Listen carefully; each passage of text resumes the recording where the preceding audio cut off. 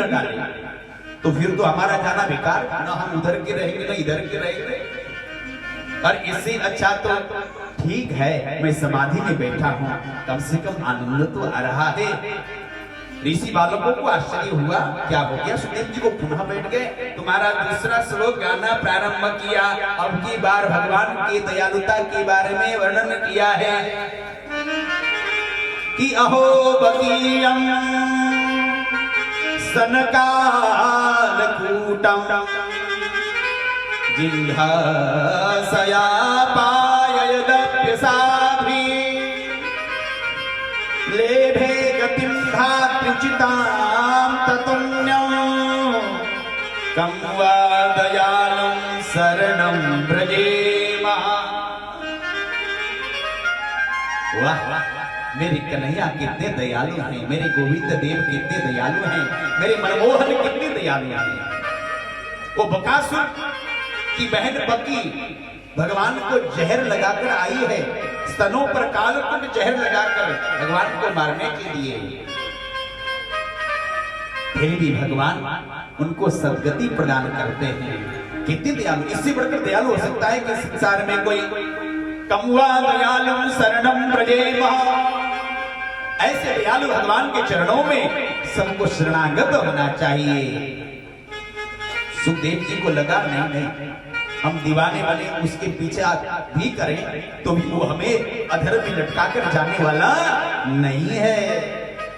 पास में आए, ऋषि बालकों से कहने लगे कि भैया और सुनाओ। तब उन बालकों ने कहा कि हमारे पास में तो इतना ही है, अगर आपको और सुनना है ना तो हमारे गुरुदेव श्री वेदव्यास जी के पास में आइए। तब सुखदेव जी गए हैं और उन्होंने भागवत का अध्ययन किया, भागवत श्रवण किया। ऐसे वेदव्यास जी ने नहीं सिखाया, पहले राजा जनक के पास में परीक्षार्थ भेजा है, जब परीक्षा से पास होकर आए और कौपिन धारण करवाया है। अब तक तो अवधूत रूप में महाराज रहते थे, अब से श्री सुखदेव जी ने कौपिन धारण किया है और श्रीमद् भागवत कथा का रसपान किया। एक बार श्रवण किया, मन भरा नहीं, दोबारा श्रवण किया, मन तृप्त नहीं हुआ, दोबारा सुना। वेदव्यास जी कहने लगे, लाला तुम सुनते ही रहोगे, स्वयं आनंद लेते रहोगे कि संसार को भी आनंद दोगे? तब सुखदेव जी महाराज वहां से गुरुदेव के चरणों में प्रणाम करके वहां से निकल पड़े। पहली बार जब राजा परीक्षित को 7वें दिन में मरने का श्राप लगा, तब सुखदेव भगवान ने गंगा के तट सूत्रताल में, कई लोग सूत्रताल में जाकर कथा श्रवण करते हैं, बहुत महिमा है तीर्थों में कथा सुनने का। मेरे प्यारे सज्जनों, जीवन में भगवान धन दे, दौलत दे, संपत्ति दे, वैभव दे, तो तीर्थों में भी कथा सुनना बहुत आनंद आएगा। तो सूत्रताल में श्री सुखदेव जी ने राजा परीक्षित को यही भागवत की सप्ताह विधि से कथा श्रवण कराया। सौनकादि ऋषियों ने कहा कि गुरुवर हमको तो अब ये सुनाइए कि राजा परीक्षित को श्राप कैसे लगा। राजा जैसे धर्मात्मा, परीक्षित जैसे धर्मात्मा, राजा को श्राप कैसे लगा? उनसे ऐसी कौन सी गलती हो गई? और 2 क्षण के लिए भी एक जगह में टिकने वाले नहीं टिकने वाले संतों का क्षण और अन्न का कण बहुत महाराज उनका बहुत अमूल्य होता है, बहुत मूल्यवान होते हैं। संत का क्षण को बर्बाद न करें और अन्न का कण को बर्बाद न करें। एक अनाज के दाने को पैदा करने के लिए 1 वर्ष लगता है मेरे प्यारे सज्जनों। 1 वर्ष के बाद एक अनाज का दाना हमारे घर में आता है। और संत भी ऐसे नहीं आते, मन में आया तो महाराज किसी के यहाँ भी चले जाते हैं और करोड़पति नाग रगड़ रगड़ कर महाराज परेशान हो जाते हैं, फिर भी वहां पर संत नहीं पहुंचते। तो कैसे सुखदेव जी ने राजा परीक्षित को 7 दिन तक एक जगह में बैठकर कथा श्रवण कराया। आप सुनाइए। तो महाराज, यदा हृदय कौरव संजयाना वीरे सतो वीर गतिं गतेषु। हे ऋषियों, ये कथा महाभारत की है। देखना, महाभारत की कथा है, महाभारत की कथा है। जब कौरवों में और पांडवों में महायुद्ध छिड़ गया। कौरवों के पास में 100 भाई हैं और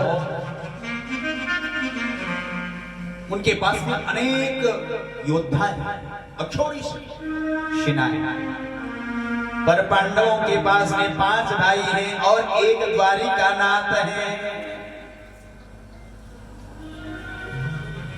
100 सुनार का और एक लोहार का है कि नहीं? तो मेरे गोविंद किसके साथ में है? ये नहीं कि किसी के पास बहुत धन बल है, जनबल है, उसका कोई मतलब नहीं है। मेरे गोविंद किसके साथ में है, ये महत्वपूर्ण बात है। आज युद्ध हुआ, सारे योद्धा मारे गए, सारे कौरवों के भाई मारे गए, एक दुर्योधन बचा। भीम ने उनके जंघे को तोड़ दिया। अश्वत्थामा गुरु द्रोणाचार्य के पुत्र अश्वत्थामा वहां पर पहुंचे हैं। उन्होंने दुर्योधन से पूछा, बोल मित्र, तेरा अंत समय है, क्या चाहता है? फांसी में जब लटकाया जाता है तो उसको अंतिम इच्छा पूछी जाती है, ऐसा कहते हैं। तो पूछा है आज मित्र ने। दुर्योधन ने कहा, अब मैं मरणासन में हूं, अब मैं कुछ और मांगकर भी क्या करूंगा? बस एक बात मन में ही रह गई। क्या? हमारे 100 भाई सारे मारे गए, पर पांडवों में केवल 5 भाई, उनके पास कोई सेनाएं नहीं, फिर भी किसी का भी बाल बांका नहीं हुआ।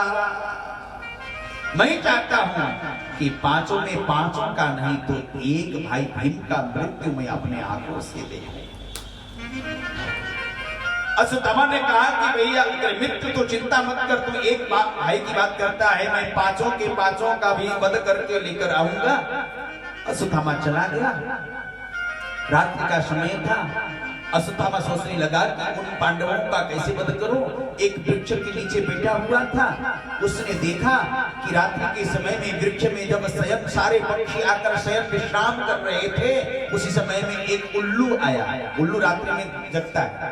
उल्लू आकर सारे जीवों को मार कर आहार करने लगा। तो उस दिमाग में आ गया, उन पांडवों को मैं सोते समय ही मार सकता हूं, अन्यथा मैं उनका वध नहीं कर सकता। चल पड़ा। प्रजा को राखे साया, मार सके न को। जिसके रखे मेरे गोविंद हो, भला उसको कौन क्या कर सकता है? मेरे प्यारे, ध्यान रखना, जगत के लोग रूठे तो रूठने दो, पर मेरा श्याम रूठना नहीं चाहिए, मेरा गोविंद रूठना नहीं चाहिए, वो मेरे साथ ही रहना चाहिए। आज भगवान को नींद नहीं आ रहा है, वो तो जानते हैं वो अंतर्यामी हैं, उनको नींद नहीं आया। पांडवों को उठाए, द्रौपदी को साथ में लेकर प्रवास क्षेत्र में चले गए। इधर 5 पांडवों के 5 पुत्र विश्राम कर रहे थे। अश्वत्थामा आया है, उसको लगा 5 पांडव सो रहे हैं, दिखने में सदृश पिता की तरह लग रहे थे। सो महाराज उन बालकों का सिर काटकर एक पोटली में बांधकर दुर्योधन के पास में ले गया। मित्र, मैंने तुम्हारे 5 के 5 वैरियों का सिर काट कर लेकर आया। दुर्योधन बड़ा खुश हुआ, पर सोचने लगा, इतने सेनाएं, कृपाचार्य, भीष्म पितामह, द्रोणाचार्य, बड़े बड़े योद्धा, जिनका कुछ नहीं कर पाए, अकेला अश्वत्थामा उन 5 वीरों का सिर काट कर लाया है ना। कुछ संदेह हो गया, मन में शंका होगा।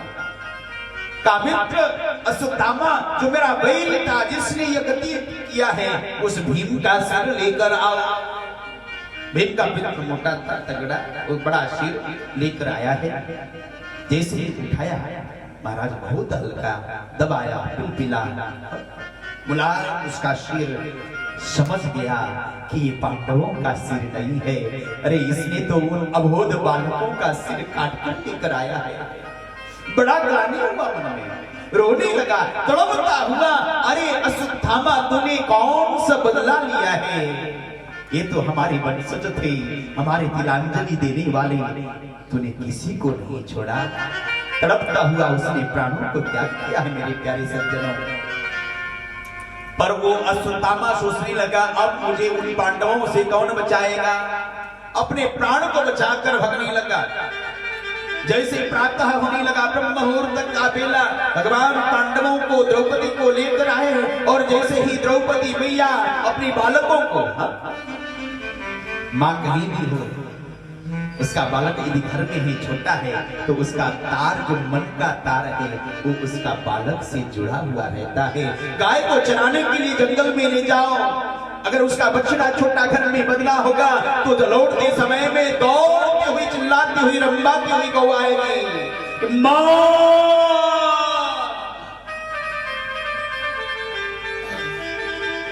हाँ, उसका श्वास मानो रुक गया, जमीन खिसक गई। देखती है कि मेरे छोटे छोटे बालक, जिसको मैं सुलाकर गई थी मेरे द्वारिकाधीश के साथ में सत्संग के लिए, प्रभु चंद्रा हरि चर्चा के लिए गई थी, आज मेरे बालकों का क्या हो गया। एक एक बालकों को उठाकर सीने से लगाते हुए महाराज विलाप कर रही है, हे दैव तूने क्या किया, कौन सा बदला लिया है, कौन सा जन्म का मेरे ऐसे कौन से कर्म थे जो आज किस आदत ने मेरे बालकों का बल किया। रोने लगी, विलाप करने लगी।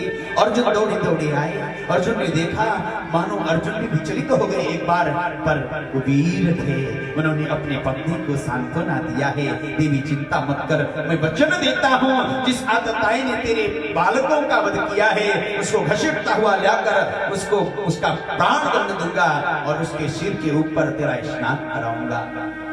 चल पड़े, द्वारिकाधीश के पास में आए, सारी बात बताई, वो तो जानते ही थे। उन्होंने कहा कि ऐसा काम तो केवल अश्वत्थामा के सिवा कोई दूसरा कर नहीं सकता, अश्वत्थामा के सिवा दूसरा नहीं कर सकता। प्रभु जल्दी रथ को हांकिए। आज पुनः दोबारा भगवान रथ को लेकर अर्जुन पीछे बैठा हुआ।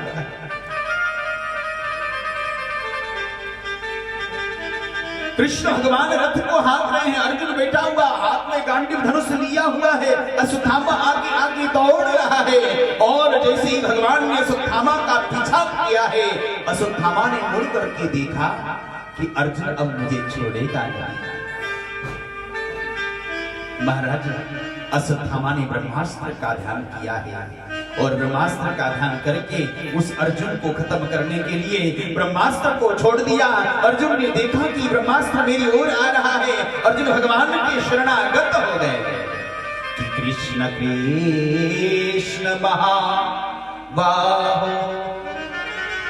भक्तानां भयंकरः। हे कृष्ण मेरी रक्षा करो, मुझे प्राण दान दो प्रभु। भगवान ने कहा फिर क्या हो गया कि ये ब्रह्मास्त्र मेरी ओर आ रहा है। भगवान ने कहा तुरंत ब्रह्मास्त्र को आप प्रयोग करो, ब्रह्मास्त्र को काटने के लिए ब्रह्मास्त्र का ही प्रयोग करना पड़ेगा। सो भगवान के चरणों में प्रणाम किया और ब्रह्मास्त्र का ध्यान करके ब्रह्मास्त्र को छोड़ दिया है। दोनों ब्रह्मास्त्र आपस में टकराए, हाहाकार होने लगा। भगवान ने कहा अर्जुन ब्रह्मास्त्र को वापस लौटाओ। अर्जुन ने ब्रह्मास्त्र को वापस लौटाया है, रथ से कूद पड़े, उस अश्वत्थामा के केस को पकड़कर घसीटते हुए द्रौपदी के सामने लेकर आए हैं। आज जब उस द्रौपदी मां ने अश्वत्थामा की उस दशा को देखा है, शरीर लुहलान हो रहा है, घसीटता हुआ मेरे पति अश्वत्थामा को लेकर आ रहे हैं। आज मां का हृदय पिघल गया। मेरे प्यारे सज्जनों, मां का हृदय तो मां का हृदय होता है। मां का ममत्व का कोई बखान नहीं है। ऊपर जिसका अंत नहीं उसे आसमां कहते हैं, और जिसका प्रेम का ममत्व का अंत नहीं उसे मां कहते हैं। आज उस द्रौपदी को दया आया है और वो द्रौपदी कहने लगी क्या कि मुच्यता मुच्यता ब्राह्मणो नितरां गुरु। हे स्वामी छोड़ दीजिए, मुच्यता छोड़ दीजिए। अर्जुन ने कहा देवी क्या हो गया तुम्हें? अरे इस आतताई ने तुम्हारे बालकों का वध किया है, मैं कैसे छोड़ दूंगा? पास में युधिष्ठिर जी बैठे हुए थे, धर्मराज के अवतार। उन्होंने कहा, हाँ अर्जुन, देवी ठीक कह रही है, छोड़ दो। पर पास में भीम बैठे हुए थे। भीम ने कहा कि नहीं अर्जुन भैया, तुम अगर छोड़ दोगे तो मैं तैयार हूं, ले चल। अर्जुन घबरा गया। अर्जुन ने सोचा कि मैं क्या करूं। भगवान पास में बैठे हुए थे, भगवान के पास में गए और जाकर उन्होंने पूछा, प्रभु अब छोड़ दिया जाए या मार दिया जाए, तुम ही बताओ मेरे गोविंद, इसके साथ में क्या किया जाए। भगवान ने कहा, अर्जुन तुमने मुझे पूछा है तो मैं जो कहूंगा मानना पड़ेगा, ठीक है प्रभु। तो भगवान ने कितनी सुंदर बात कर दी है कि ब्रह्मबंधोर्नहन्तव्यम् आततायी बलार्हणः। ब्रह्मबंधुर्नहन्तव्यम्, अर्जुन ब्राह्मण सदैव पूजनीय होते हैं, ब्राह्मण को मारना नहीं चाहिए। और आततायी बलार्हणः, और आततायी को छोड़ना भी नहीं चाहिए। अर्जुन ध्यान रखना, ये अश्वत्थामा ब्राह्मण भी है, गुरुपुत्र भी है, पर आततायी भी है। अब तुम जान।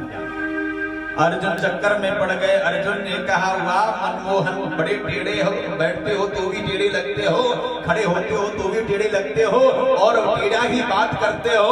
मुझे तुमने एक बड़ा चक्कर में डाल दिया, क्या करें। पर भगवान की हर बात को अर्जुन जानते थे, समझते थे। अर्जुन ने कहा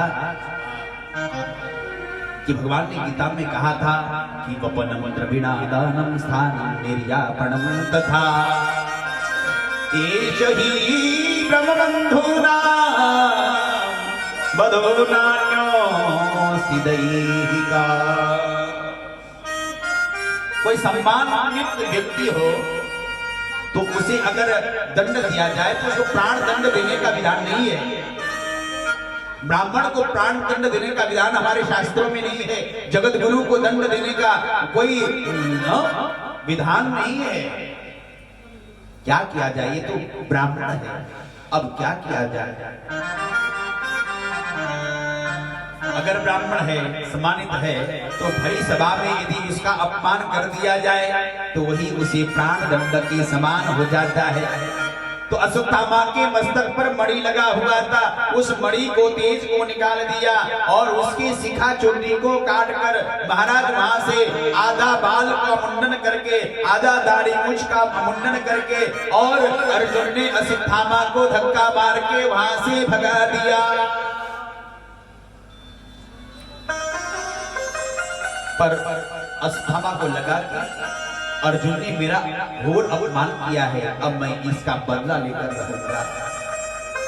देखो दुष्टों के ऊपर कितना ही उपकार कर दो, पर वो अपना उपकार समझेगा नहीं, एहसान समझेगा नहीं। इसलिए महापुरुष लोग कहते हैं कि दुष्ट न छोड़े दुष्टता, चाहे लाख करो उपकार। दूध पिलाओ सर्प को तो विष उगले हर बार। सांप को आप कितना ही दूध पिलाओ पर तो जहर ही उगलेगा। इसलिए दुष्ट के ऊपर कितना एहसान करो पर वो अपनी एहसान को भूलेगा नहीं, याद नहीं करेगा। उसने फलाने ने मुझे ऐसी बात कही थी, मुझे बड़ी दुख लग रहा है, ऐसी बात कही थी कि जो दिल में चुभ गया। समझ लेना, दिमाग में चुभा होता तो निकल जाता, पर दिल में चुभा है इसीलिए निकला नहीं। इसलिए इस बात को दिमाग में नहीं दिल में रखिएगा। क्या कि विपदो नहीं, विपत्तियां आएगी जब जब आप भगवान के नाम को, भगवान को भूल जाओगे। विपद विस्मरणम विष्णु हो। हाँ, नहीं तो आजमा कर देख लो, जिसने भगवान को भूला है उसके जीवन में विपत्तियां बहुत आई है। और संपद नारायण स्मृतः, संपत्ति क्या है? धन वैभव, सोना चांदी, ये तो आया है जाएगा, पर संपत्ति क्या है? संपद नारायण स्मृतः संपत्ति तो भगवान का नाम है। नारायण का स्मृति, भगवान की स्मृति बनी रहे, यही संपत्ति है। प्रभु अगर देना है तो बस ऐसा साथ दीजिए तो जन्म जन्म तक बना रहे। जय हो। देना हो तो दीजिए जन्म जन्म का साथ, देना हो तो दीजिए जन्म जन्म का साथ। मेरे सर पर रख दो ठाकुर, मेरे सर पर रख दो ठाकुर अपने ये दोनों हाथ। देना हो तो दीजिए जन्म जन्म का साथ, देना हो तो दीजिए जन्म जन्म का साथ। मेरे सर पर रख दो ठाकुर अपने ये दोनों हाथ। देना हो तो दीजिए जन्म जन्म का साथ। कौन कौन चाहता है कि भगवान का साथ जन्म जन्म तक बना रहे, भगवान का ये वरदहस्त हमारे ऊपर बना रहे? कौन कौन चाहता है? तो फिर समझ जाओ। जय हो। और देना हो तो दीजिए जन्म जन्म का साथ।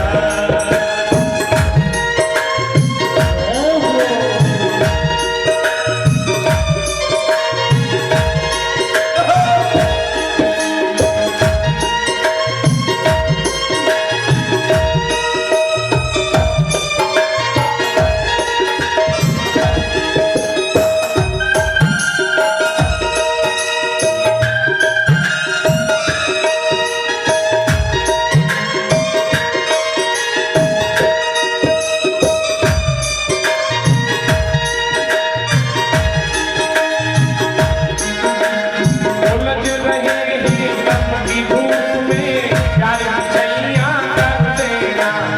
उलझ रहे हैं तप की धूप में प्यार की छैया कर देना। बिन माझी के नाम चलेना अब पतवार पकड़ लेना। बिन माझी के नाम चलेना अब पतवार पकड़ लेना। मेरा रास्ता रोशन कर दो, मेरा रास्ता रोशन कर दो,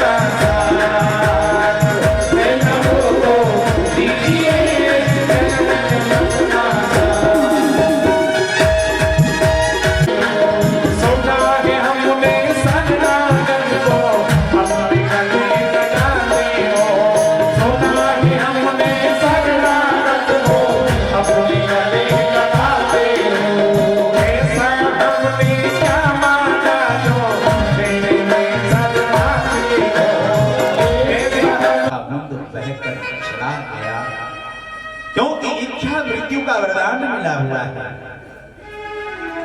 भगवान आए, भीष्म पितामह ने भगवान का स्वागत किया, अपना मन रूपी पुष्प भगवान के चरणों में अर्पण किया है और भगवान ने भीष्म पितामह से कहा कि पितामह आप पांडवों को उपदेश दो, धर्म का उपदेश दो। ये राजा बन गए हैं, किस प्रकार से धर्म का आचरण करते हुए राजा को राज्य शासन करना चाहिए, इसके बारे में आप बताओ। तो सुंदर भीष्म पितामह ने धर्मान राज धर्मान से ही जीव का कल्याण हो सकता है, सदगति हो सकता है। क्यों? 3 सूत्र बताए महापुरुषों ने जीने का। तन पवित्र सेवा, अपने डब और पैर साबुन से नहाने से तन शुद्ध नहीं होगा मेरा प्यार। आपको एक बात बताओ, आजकल महाराज शहरों में क्या हो गया है, तन पवित्र किससे होगा? एक क्रीम पाउडर लगाना किए सेवा से होगा। सेवा करो, माता पिता की सेवा करो, गुरुजनों की सेवा करो। आजकल महाराज यदि संसार में कोई दुखी है तो माँ बाप दुखी हैं, संसार में कोई दुखी है तो गौ माँ दुखी है, संसार में कोई दुखी है तो साधु ब्राह्मण दुखी हैं। क्यों? क्योंकि इनकी सेवा नहीं हो रही है। सेवा आज लोग माँ की सेवा भूल गए। अरे भैया, जिस माँ ने हमें जन्म दिया, 9 मास तक इस गर्भ में पालन किया, पाला है, कितना कष्ट सया है, और उसके बाद में तुम जन्म देने के बाद भी महाराज कितना पालन पोषण किया।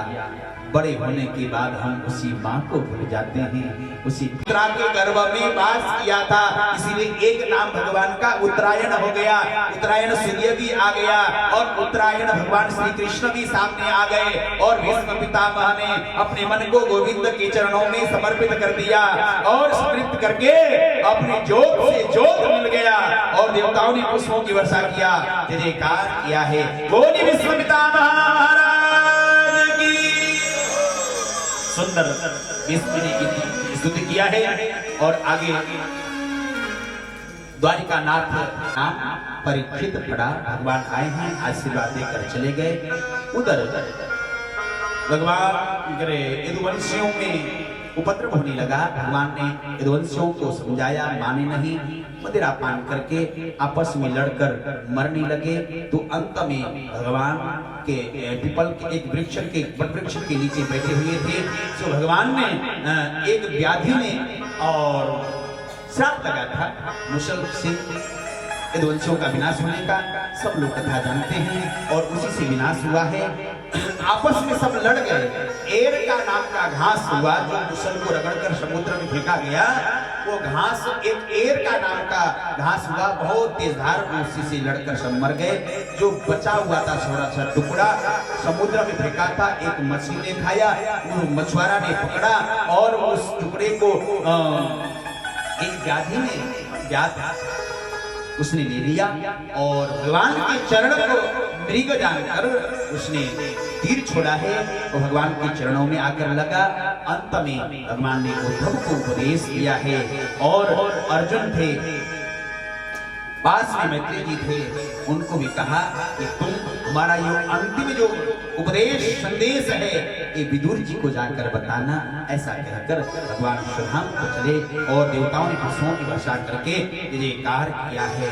बोली भगवत्सल भगवान की।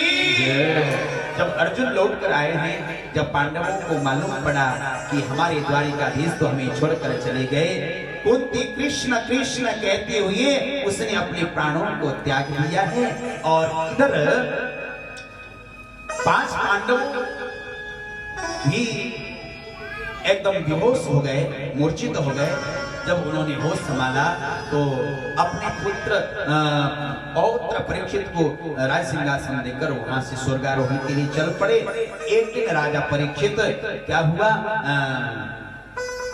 प्रजाओं को संभालने के लिए घोड़सवार होकर जा रहे थे सिपाहियों के संग में। तो उन्होंने एक दृश्य देखा। क्या देखा? एक भयंकर काला पुरुष गौ मां को लोहे के छड़ी से मार रहा है।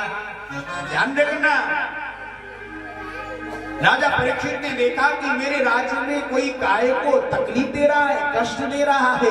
नहीं, ये नहीं हो सकता। पास में गए, खबरदार, माना नहीं। तलवार लेके मारने के लिए जैसे तैयार हुए, वो भयंकर काला पुरुष ने अपने सिर का मुकुट निकालकर परीक्षित के चरणों में समर्पित किया। मेरी रक्षा करो। कहा कि तुम कौन? मैं कलियुग, मेरे राज्य को छोड़कर चले जाओ। कहा कि प्रभु कहाँ जाऊं? जिधर देखता हूं उधर आपका ही राज्य दिखता है, इसीलिए मेरा युग आ गया है। मैं कलियुग हूं, अपने युग को छोड़कर कहाँ जाऊं? इसलिए मुझे रहने के लिए कुछ जगह बताइए। तो 4 जगह दिए हैं। ध्यान सुनिए, कौन कौन सी जगह है कलियुग का? द्यूतम पानम सियासूना, पानम जहां पर मदिरा शराब आदि पान किया जाए, स्त्रिया जहां पर विश्यालय आदि हो, सूना जहां पर हिंसा किया जाता हो, निरपराध जीवों का वध किया जाता हो, ऐसे जगह में कलियुग का निवास हो जाए। इसलिए ध्यान रखना, हमारे भारत में कलियुग का निवास कम था। और ऐसा भी महापुरुष लोग कहते हैं कि 5000 वर्ष तक जब कलियुग का बीतेगा तब कलियुग का प्रभाव शुरू होने लगेगा। तो 5000 वर्ष बीत चुका है, तो अब कलियुग का देखना, चारों ओर नजारा देख रहे हो, हर जगह मार काट, महाराज निर्जीव हत्याएं हो रहे हैं। और यही तो कलियुग का वास है। हर जगह सरकार भी शराब के ठेके खोल रहे हैं, तो ये कलियुग का प्रभाव है। हर जगह जुआ खेला जा रहा है, ये कलियुग का प्रभाव है। हर जगह विश्यालय हैं, ये भी कलियुग का प्रभाव है। इसलिए इन 4 जगहों से बच के रहिए। उस समय में कोई प्रभाव नहीं था। कलियुग ने कहा कुछ सुंदर जगह बताइए। ये सब तो कहीं आपके यहाँ दिखाई नहीं देता। तो बोला तेरे अंदर कोई अच्छा गुण हो। हाँ, बहुत सुंदर गुण है। क्या? कि यत् फलम नास्ति तपसा न योगेन समाधिना। मेरे इस युग में जब तप व्रत नेम पूजा और युगों में करने पर जो फल मिलता था, मैं यत् फलम लवते सम्यक कलौ केशव कीर्तना, मैं सब कुछ केवल हरिनाम संकीर्तन और हरि कथा श्रवण करने पर मैं जीवों को दे देता हूँ। यही सुंदर गुण है। बहुत सुंदर गुण है। क्या तेरा स्वर्ण में निवास हो? तो कलियुग का स्वर्ण में निवास हो गया। लोगों ने कहा कि भाई भगवान का वचन है, धातु नाम अस्मि कांचनम, धातु मेरा स्वर्ण में वास है, तो कलियुग का वास कैसे हो जाएगा? तो विद्वानों ने विचार किया, इसका निचोड़ निकाला है। जिसको हम लोग कहते हैं उस धन में, जिसको ब्लैक मनी कहते हैं अब की भाषा में, उसमें कलियुग का निवास होगा। तो कलियुग के लोग ने कहा, विद्वानों से कहा, महाराज ये तो कलियुग है, इसमें 2 नंबर के सिवा पैसा आता नहीं है, कुछ ना कुछ तो करना पड़ेगा। थोड़ा बहुत मिलावटी किए बिना महाराज अनाज में बचता नहीं है। होता है कभी कभार आप देखते हो चना में महाराज पत्थर आते हैं, चावल में कंकड़ आते हैं, दाल में आते हैं। क्यों? क्योंकि थोड़ा सा कलियुग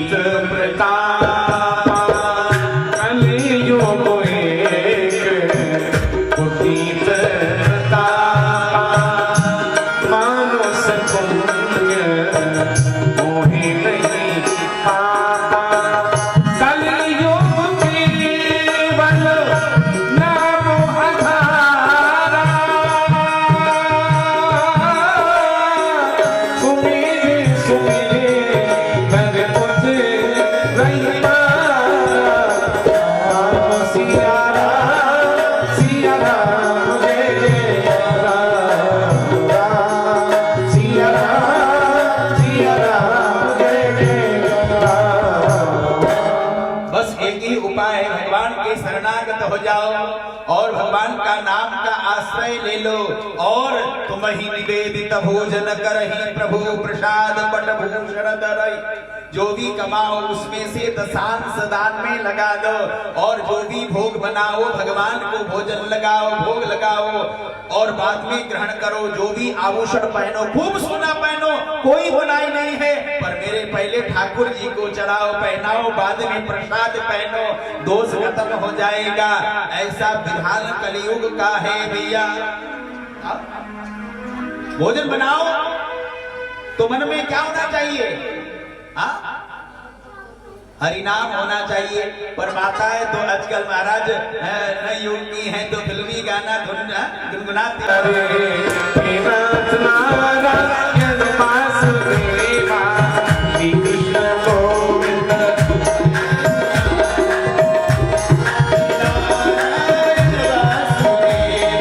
श्री कृष्ण गोविंद हरे मुरारे। हे नाथ नारायण वासुदेवा, श्री कृष्ण गोविंद हरे मुरारे। हे नाथ नारायण हे नाथ नारायण वासुदेवा, हे नाथ नारायण वासुदेवा, हे नाथ नारायण वासुदेवा, हे नाथ नारायण वासुदेवा। बोलो ताली बजाकर बोलेंगे हाथ उठा करके। हरे मुरारे, हे नाथ नारायण वासुदेवा। गोविंद मेरी यही प्रार्थना है, बोलो कहीं ना मेरा तुम्हारा। गोविंद मेरी यही प्रार्थना है, बोलो कहीं ना मेरा तुम्हारा। इसका मैं होकर दिन रात गाऊं, श्री कृष्ण गोविंद हरे मुरारे। श्री कृष्ण गोविंद हरे मुरारे। हे नाथ नारायण वासुदेवा, श्री कृष्ण गोविंद हरे मुरारे। हे नाथ नारायण वासुदेवा। मेरो कान को किशोरी मेरी कुसुम कली,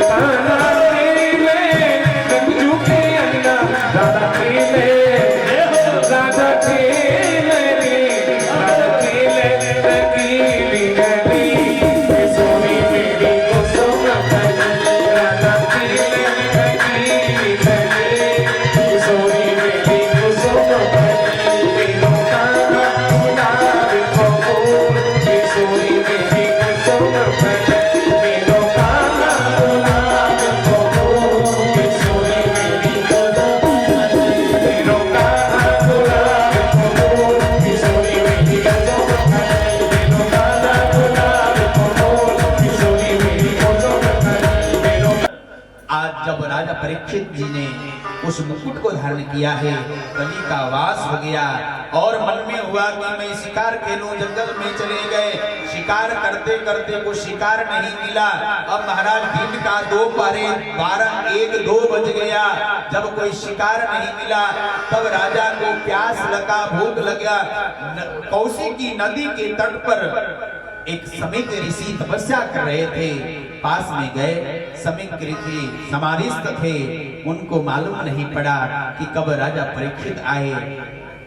और इधर राजा परीक्षित के मन में हुआ कि ये साधु पाखंड कर रहा है, मुझे आते हुए देखकर आंख बंद करके बैठा हुआ है। क्रोध आया, इसने मेरा अपमान किया है। ऐसा सोचकर पास में मरा हुआ सांप था, उठाकर गले में डाल दिया और वो चल पड़ा। जब ये बात शमीक ऋषि के पुत्र श्रृंग ऋषि को मालूम पड़ा, उनको क्रोध आया। अरे इन राजाओं का इतना हिम्मत कि संतों का अपमान करे ना। जाओ, जिस प्रकार से तुमने मेरे पिता के गले में मरे हुए सांप को डाला है, मैं श्राप देता हूं कि इति लंघित मर्यादम तक्षकः सप्तमे हनि।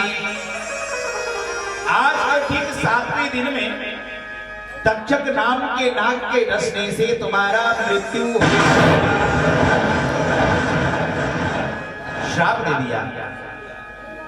अब महाराज जैसे ही श्राप दिया है, राजा परीक्षित को जब वो बात मालूम पड़ा कि ऋषि बालक के द्वारा मुझे 7वें दिन में मरने का श्राप मिला है, तत्क्षण उनको वैराग हुआ।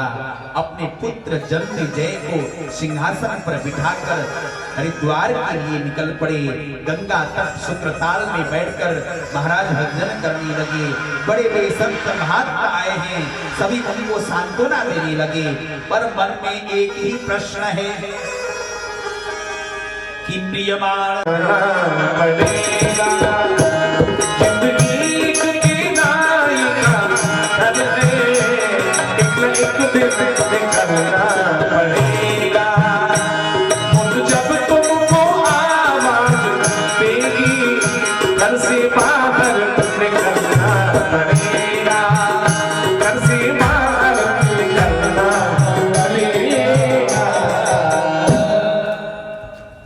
भैया मौत आएगा सब नहीं। जो श्वास बाहर निकल गया वो अंदर जाएगा, या अंदर चला गया वो बाहर आएगा, कोई गारंटी नहीं है मेरी माताओं बहनों।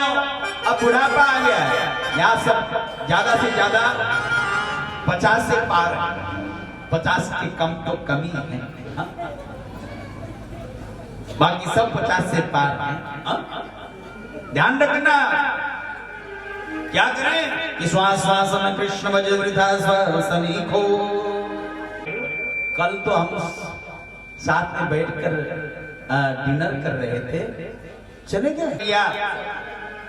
पिताजी के चरणों में प्रणाम करने लगे। ब्रह्मा जी खुश हुए, पहले बार में 4 हो गए तो सृष्टि जल्दी बढ़ेगा। पर मालूम पड़ा कि बाद में कि ये तो शादी करने उनके मूड में नहीं है। का बेटा बड़ा होकर शादी करना पड़ेगा, अभी तो तुम लोग छोटे हो, सृष्टि कैसे बढ़ेगा? कहा कि नहीं, हम तो भजन करेंगे, 5 साल से कभी बड़े होंगे नहीं। ब्रह्मा जी को क्रोध आया, उनका भृकुटी का भेदन करके भगवान शंकर प्रकट हो गए, रुद्र प्रकट हो गए। बोले रुद्र भगवान की। अब की बार महाराज 10 पुत्रों को प्रकट किया, मानसी सृष्टि प्रारंभ हो गया। सृष्टि बड़ा नहीं, और ब्रह्मा जी के छाया से करदम और वाणी से सरस्वती प्रकट हो गई। अब महाराज जब वाणी से सरस्वती प्रकट हुई है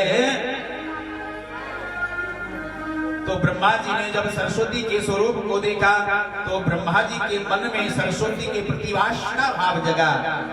और 10 मानस पुत्रों ने इसका निंदा की। तब ब्रह्मा जी ने उस शरीर का त्याग किया और नया शरीर जब धारण किया तो दाया अंग से स्वयं मनु और बाया अंग से शत्रुपा प्रकट हुई। कहा जाओ सृष्टि को बढ़ाओ, मैथुनी सृष्टि करो, पर करे कहा, आकर के देखा हिरण्याक्ष नाम का राक्षस पृथ्वी का हरण करके समुद्र में ले गया है। सभी वापस ब्रह्मा जी के पास में आए और कहा कि पृथ्वी तो है ही नहीं, पृथ्वी तत्व को हिरण्याक्ष नाम का राक्षस हरण करके ले गया है।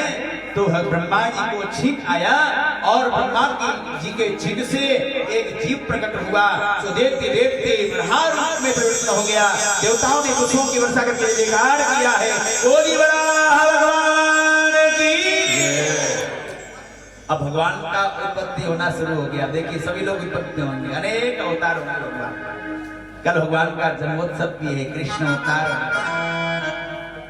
अब महाराज बड़ा भगवान समुद्र में गए, हिरण्याक्ष का वध करके पृथ्वी को लेकर आए और पृथ्वी का स्थापना किया। स्वयं को मनु और शत्रुपा आकर मैथुनी सृष्टि की प्रारंभ करने लगे और 3 कन्याएं हुई हैं स्वयं को मनु के,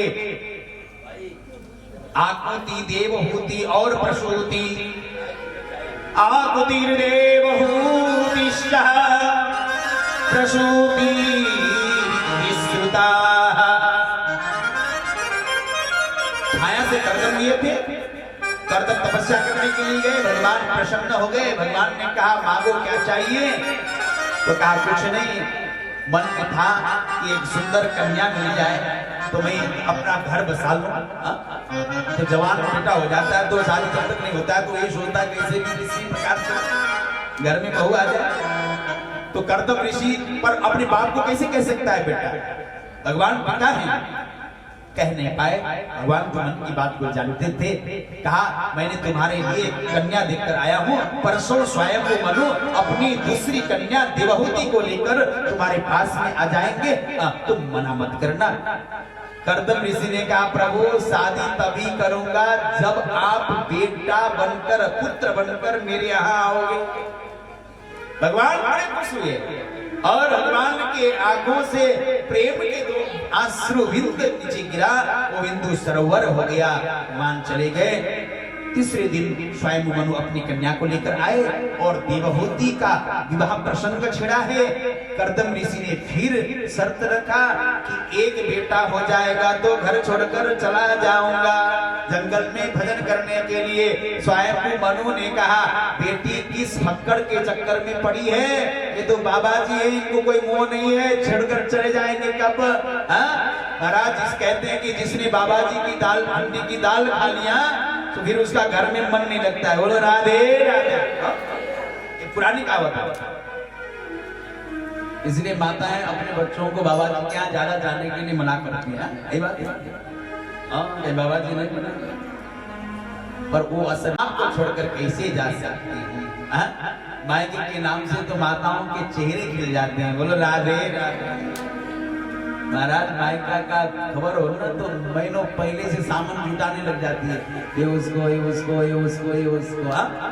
पर तुमने मायका का याद नहीं आया, नहीं आपको छोड़कर कैसे जा सकती आपके आज्ञा के बिना। तो महाराज बोलो क्या चाहती हो। कहा स्त्री, हर स्त्री चाहती है कि विवाह के बाद में उसका गोद भर जाए, बस यही चाहती हो।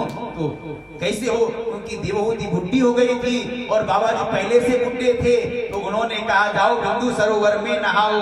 तो जैसे ही स्नान किया, प्रवेश किया, तो महाराज सुंदर हजारों स्त्रियां प्रकट हो गई और लगा कर स्नान कराया है देवहूति का। तो 16 वर्ष की एकदम युवती हो गई। अब महाराज बाबा जी ने भी अपने योग से सुंदर 21 वर्ष का शरीर धारण किया और दिव्य कामक नाम का विमान प्रकट करके उसी विमान में बैठकर 100 वर्ष तक आकाश में भ्रमण करते रहे। उसका नतीजा ये निकला कि उनके 9 घर में कन्याएं हो गई, 9 कन्याएं। कर्दम जी ने सोचा एक की बात थी, यहाँ तो 9 हो गए, अब तो जंगल जाना चाहिए भजन के लिए। कहा देवी जी अब तो आज्ञा दो।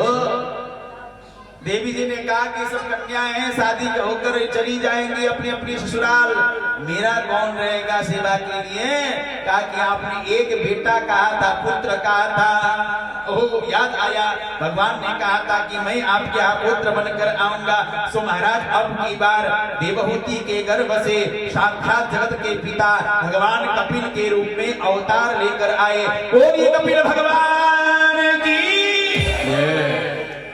अब महाराज ब्रह्मा जी अपने 9 पुत्रों के संग में भगवान का स्तुति करने आए हैं। 9 कन्याओं का विवाह ब्रह्मा जी के 9 मानस पुत्रों के साथ में कर दिया। 10वां नारद जी थे जो घूमने गए थे, सो बेचारे रह गए। बोलो राधे राधे। आज तक नारद जी ऐसे